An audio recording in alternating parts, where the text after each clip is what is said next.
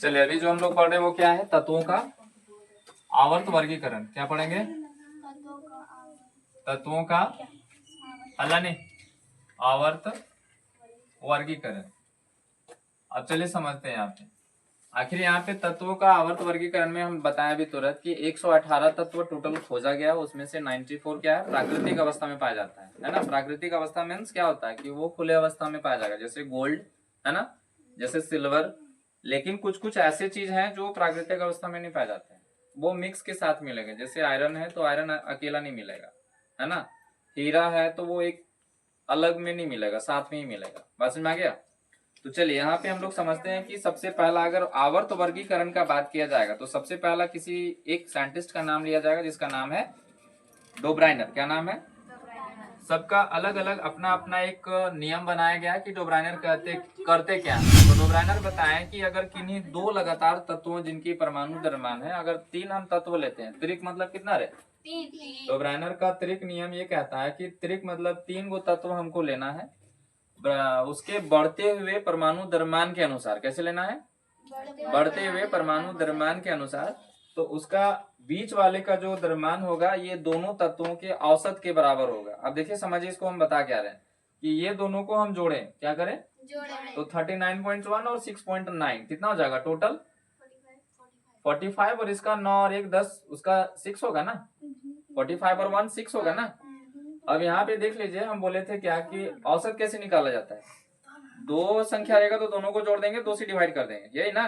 3 संख्या रहेगा तो तीनों को जोड़ देंगे और 3 से डिवाइड कर देंगे। तो यहाँ 2 से डिवाइड करेंगे तो ये कितना आएगा, देखो तो आया। तो इसी तरीका से चढ़ते हुए क्रम में ये कोई भी तत्व को रखते हैं हम लोग, और बताता है कि यहाँ पे जो दोनों तत्व जो रहेंगे यानी उनके बीच वाले तत्व, जैसे यहाँ पे सोडियम है तो इसका जो है औसत दोनों के द्रव्यमान के बराबर होगा। किसका औसत? बीच वाले तत्व का जो द्रव्यमान है दोनों द्रव्यमान के औसत के बराबर होगा। औसत मीन्स दोनों का मीन, मीडियम। ठीक है, समझ में आ गया डोब्राइनर का? डोब्राइनर के बाद आता है मेंडलीफ। किसका नाम आता है? ये एक अलगे दिमाग में आदमी था, सारे गामा। अच्छा हाँ, डोब्राइनर के बाद किसका नाम आता है? मेंडलीफ। उससे पहले एक और भी नाम है। इसमें जो है ये टोटल बताएं कि हमारे पीरियोडिक टेबल में है ना कितना होना चाहिए? 63 तत्व होना चाहिए। कितना? 63। हाँ, इनके बारे में तो अगर जानना चाहते हैं तो यहाँ लिखा हुआ है कि ये साइबेरिया के है ना टोबास्लक स्थान में 8 फरवरी 1834 को इनका जन्म हुआ। और बोला जाता है कि जो जिनका इच्छा करता गया वो करते गए। बस में आ गया। फिर ये क्या बन गए? वहां के साइंटिस्ट बन गए। यहाँ देखो, मेंडलीफ ने अपना कार्य शुरू किया तब ज्ञात तत्वों की संख्या टोटल 63 थी। कितना थी? 63 तत्व। लेकिन ये किस पैटर्न में सजाएं? तो बोला जाता है कि ध्वनि का एक सुर है जिसको हम लोग बोलते हैं हाँ क्या होता है? फेवरेट गाना है। तो टोटल कितना होता है? 1 2 3 4 5 6 7, यानी जहां से खत्म किए वहीं से स्टार्ट जहाँ से किए वहाँ खत्म। हाँ, मतलब उल्टा बोल रहे हैं हम, आप लोग सीधा बोल रहे हैं। ठीक है, अब यहाँ पे देखिए कि यहाँ बताया जा रहा है कि इसके अंतर्गत रासायनिक गुणधर्म भी आता है, जैसे हाइड्रोजन हो गया। उसके बाद फिर हाइड्रोजन के अलावा ऑक्सीजन आ गया। इसको ऐसा चुना गया क्यों? क्योंकि ये अत्यंत सक्रिय है। क्या है? सक्रिय मतलब एक्टिव है। क्या है ये? मीन्स कि ये हाइड्रोजन जो है बोला जाता है भविष्य का ईंधन है। क्या है ये? हाँ, ईंधन मीन्स सारा खत्म हो जाएगा लेकिन हाइड्रोजन खत्म नहीं होने वाला। ऑक्सीजन भी क्या है? तो ये एक्टिव है। तो होता है कि नहीं होता? हम लोग के लिए तो होता ही है। चलो, उसके बाद यहाँ बताया गया कि इसका वर्गीकरण करने के साथ साथ में थोड़ा एगो कार्ड लिया गया और कार्ड के साथ अलग अलग गुणधर्म को लिखा गया। और इसके बाद देखो यहाँ सबसे पहला रखा ये कौन? हाइड्रोजन। फिर रखा ये लिथियम, फिर रखा बेरिलियम, फिर बोरॉन, फिर कार्बन, नाइट्रोजन, ऑक्सीजन। ठीक है, तो इस तरीका से ये 63 तत्व ले लिया। कौन ले लिया? अगर कोई पूछेगा बताइए टोटल समूहों की संख्या कितना है मेंडलीफ के अनुसार, तो बोलिएगा 8। कितना? अब ये समूह कौन है? तो ऐसे वाला जो चल रहा है तो 1 से लेकर के कितना तक? 8 तक ये मेंडलीफ का था। अगर कोई बोलेगा कि उनका पीरियड यानी कि उनका जो है क्या बोलते हैं उसको, आवर्त, क्या बोलेंगे? तो टोटल इसमें कितना है? तो 6 है। कितना है? यहाँ से लेकर के ये मेंडलीव के सारणी के अनुसार, पीरियोडिक टेबल के अनुसार, ठीक है। तो इसमें बताया जाता है कि टोटल ग्रुपों की संख्या कितना है, 8 है, 8 और आवर्त की संख्या कितना है, 6 है। ये याद रखिएगा, ये कभी कभी ऑप्शन में आता है, ठीक है।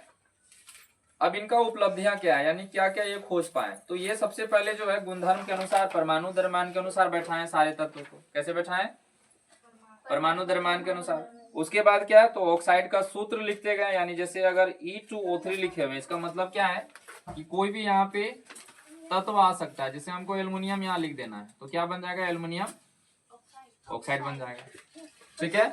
उसके बाद बताया जा रहा है कि ये क्लोराइड का भी सूत्र बताएं। जैसे ECl2, तो E के जगह पे कोई भी तत्व आ जाएगा। जैसे यहाँ पे हम सोडियम लिख दें, तो क्या बन जाएगा, ये सोडियम क्लोराइड। तो ये मेंडलीव के अनुसार है, ये और इनका उपलब्धियां हैं, ठीक है। उपलब्धियां मीन्स कि क्या क्या ये पाए अपने क्रियाकलाप से, एक्टिविटी से, ठीक है। चलिए, इसमें से कुछ कुछ ऐसा जो तत्व है जो निष्क्रिय है, यानी कि एक्टिव नहीं है। जैसे मैं आप लोगों को बताए हुए हैं, हाँ, आप लोगों को बताए हुए हैं कि कौन कौन सा तत्व है जो निष्क्रिय है।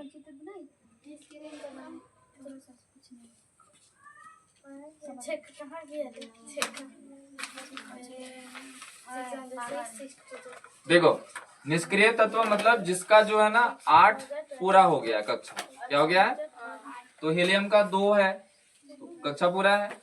फिर नियन का 2 8 है, यानी 10 हो गया। आर्गन का 2 8 8 यानी 18 हो गया। इसी तरीके से क्रिप्टन, जेनन, रेडन, ये सब का जो है अष्टक नियम के अनुसार पूरा भरा हुआ है। अब तुम ही लोग बताओ, जिसका पेट भरा हुआ रहेगा वो खाना खाएगा, तो ये लोग इसीलिए निष्क्रिय हो गया। क्या हो गया, निष्क्रिय हो गया। अब जो एक्टिव होता है ना, वो एक्टिव क्यों होता है, क्योंकि इसको चाहिए। जैसे सोडियम को कितना चाहिए, सोडियम को जो है टोटल 11 है, कितना है, तो इसका अगर हम बैलेंस निकालें तो 2 8 एक आएगा, तो एक जो है बच गया ना। अब यही एक के कारण ये पूरा भटकल चलेगा सब जगह कि हमको एक जो है कोई ले लो और हमको कोई दे दो। बात समझ में आया। तो इसका कोई पार्टनर एक है जिसका नाम है क्लोरीन। क्या नाम है, 17 है इसका।